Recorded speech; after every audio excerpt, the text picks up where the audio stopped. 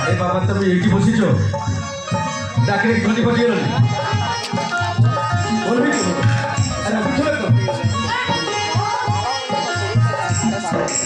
अरे एक असुविधा है ना हां और किसी में असुविधा है नहीं माने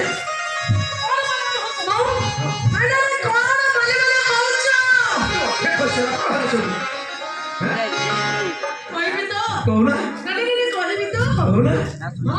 ताहले सुनो ताहले कुह कथा कहि कि मु जने पुलिस ऑफिसर छियो पुलिस को पाठ पढ़ा को गला नहीं मो चंद तुम से तुमरे देखा है तमर लोकमान को प्रति स्नेह श्रद्धा भलो पाइबा साहाଯ୍य को देखि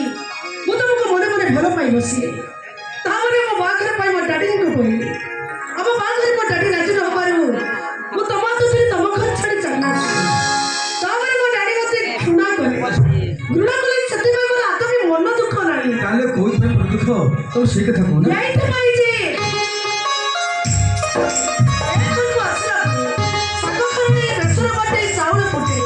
ऐसा को करे करे मो पूरा पूरा निश्चय से है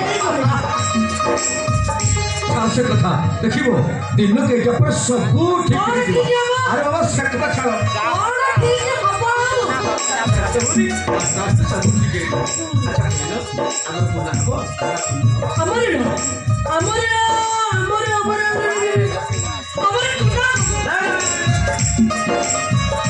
वो कोच अपन कुलियो वो कोच अमर कुना वो कोच कुलियो वो कोच कुना अरे बाबा वो कोच अमर कुना हबो हेला बाबा हेला तुम कथा रहला हमर सुना हबो